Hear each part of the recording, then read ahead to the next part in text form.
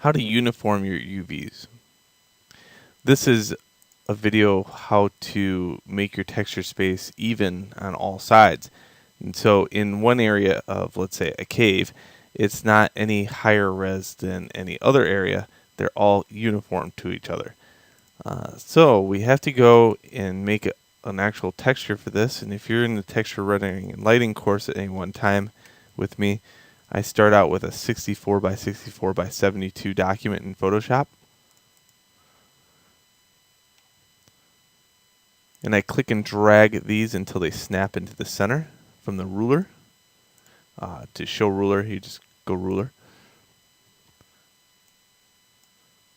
Then I take the Marquee selection tool and select here. Select here. And I hate using black and white because it's really hard to look at. So I always use like gray, dark gray.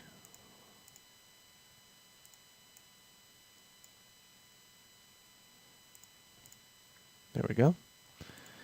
And what I'm going to do is take this, Marquee select it, and go Edit, Define Pattern. You can call it whatever you want. So File New. Now I'm going to make a 1024 by 1024. Take this, take Pattern, and choose my pattern from the patterns. You can see I've done this lesson a few thousand times. There we go. So this is my checkerboard pattern, and I'm going to save this within a folder. I'll probably save it within my actual Unreal parts. I'll use it all the time. TGA. And I call this Uni UVs.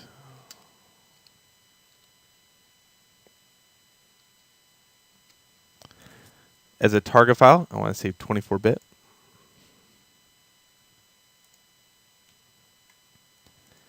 I'll jump back into Maya with my cave. Go to Rendering Editors, Hypershade.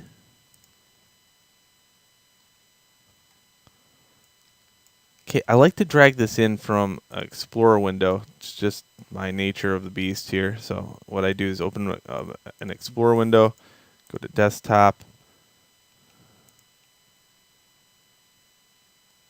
go to Unreal Parts,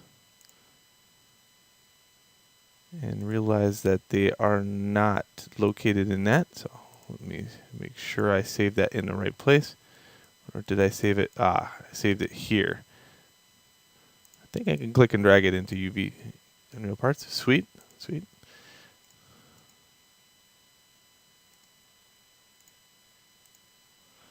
Okay, now I should be able to jump back into Unreal Parts. There we go. Click and drag in. It's in the Textures tab, and I'm just going to develop a Lambert material. I do like to rename this.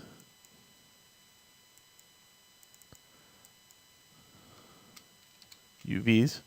Middle mouse button, click and drag this over to color. And then middle mouse button, click and drag this onto the mesh. Okay, so here's what unification does.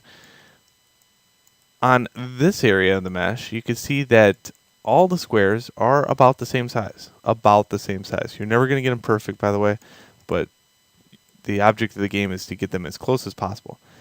Here, however, you don't have that. The actual squares are bigger in this area. But look, smaller on the bottom side. So let's look at the UVs and see what happened in that area. In this case, I'm looking at this being the bottom and this being the top part. So I bet you anything, if I took a UV in this area and I moved it around, I would see that pattern move in some manner. Well, why did it fail? It just had a hard time calculating for the transition between things. Okay, so what happens if I do this? Let's experiment around, and I'm not looking for, I don't have an absolute answer for it just yet, but let's use some debugging methods. Let's grab this edge and go cut. Okay.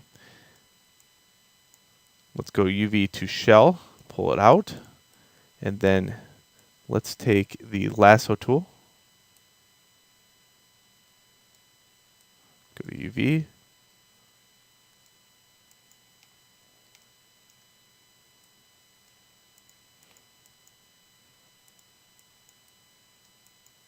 there we go, highlighted the UV.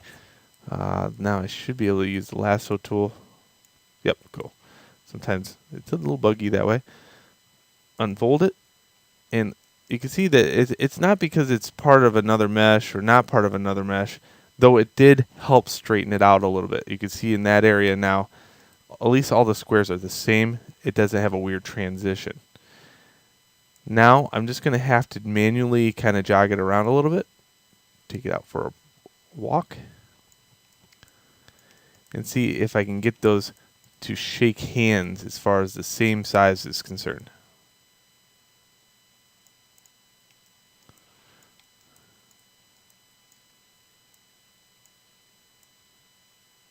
I don't like doing this very often. In fact, I usually don't. I try to uniformly scale it.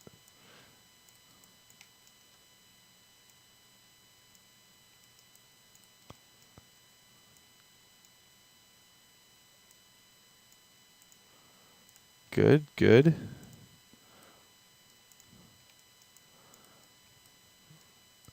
So what I'm going to do is I'm trying to eliminate seams too, but I know these two are never going to go back together and be all right in the world. I'm just going to try it because, you know, that's just the nature of the beast.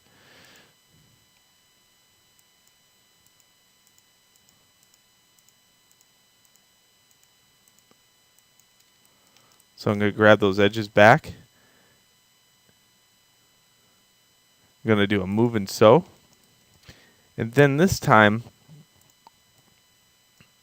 when UVs are concerned, I'm going to grab only this area and try to unfold it. There we go.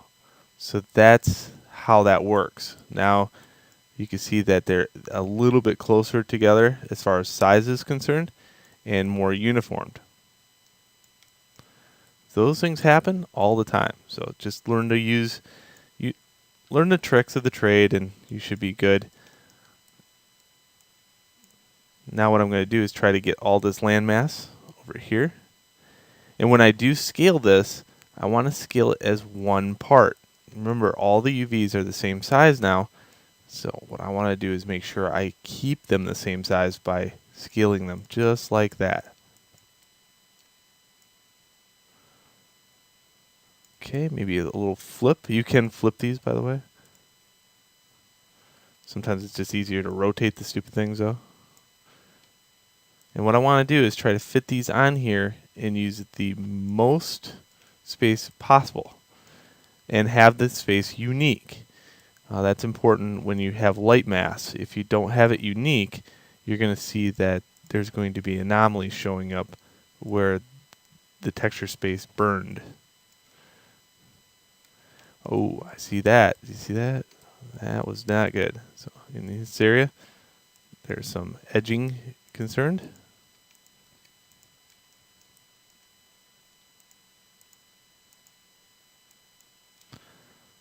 So I'll just move and sew those. There we go. Now it's a whole shell.